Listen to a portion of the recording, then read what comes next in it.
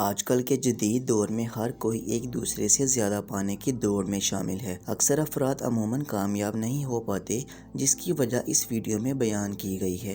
خصوصاً خواتین جو کہ پوری دنیا میں اپنی ادھوری خوبصورتی کی وجہ سے پریشان ہیں۔ تو چلیے آج کی ویڈیو کا آغاز کرتے ہیں۔ کسی جنگل میں ایک سیانہ کوا رہتا تھا۔ کوا بہت خوشحال زندگی گزار رہا تھا۔ بغیر کسی فکر کے وہ پورا دن گھومتا پھرتا اور طرح طرح کے کھانے پینے کا لطف اٹھاتا۔ اندھیرا ہوتے ہی کسی خوبصورت اور خوشبودار درخت پر رات بسر کرتا۔ زندگی کے حسین دن گزارتے گزارتے ایک دن جب اس کی ایک ہنس سے ملاقات ہوئی تو اس ملاقات کے بعد وہ پریشان رہنے لگا۔ دراصل اس کی پریشانی کی وجہ یہ تھی کہ جو اسے اندر ہی اندر کھائی جا رہی تھی کہ ہنس اتنا خوبصورت اور سفید ہے اور میں اتنا کالا، یہ ہنس دنیا کا سب سے خوش پرندہ ہوگا۔ کوے نے اپنے خیالات ہنس کو بتائے۔ ہنس نے کہا، اصل میں مجھے لگتا تھا میں سب سے زیادہ خوش ہوں جب تک میں نے طوطا نہیں دیکھا تھا۔ طوطے کے پاس دو مختلف رنگ ہیں، اب میں سوچتا ہوں طوطا سب سے زیادہ خوش ہوگا۔ کوا طوطے کے پاس پہنچا۔ میں بہت ہی خوش زندگی گزار رہا تھا، پھر میں نے مور دیکھا۔ میرے پاس وہ صرف دو رنگ ہے جبکہ مور کے پاس کئی رنگ ہیں۔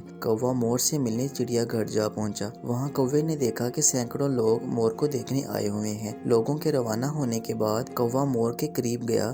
کوے نے کہا، پیارے مور، تم بہت خوبصورت ہو۔ تمہیں دیکھنے روزانہ ہزاروں افراد یہاں آتے ہیں۔ مجھے لگتا ہے تم دنیا کے سب سے زیادہ خوبصورت اور خوش رہنے والے پرندے ہو۔ مور نے جواب دیا، میں بھی یہ سوچتا تھا۔ میں سب سے خوبصورت اور خوش رہنے والا پرندہ ہوں، لیکن میں اپنی خوبصورتی کی وجہ سے اس چڑیا گھر میں قید ہوں۔ میں نے چڑیا گھر پر کافی غور کیا اور مجھے اندازہ ہوا کہ صرف کوا وہ واحد پرندہ ہے جو چڑیا گھر کے کسی بھی پنجرے میں قید نہیں۔ پچھلے کچھ دنوں سے مجھے لگتا ہے اگر میں کوا ہوتا تو آزاد ہوتا۔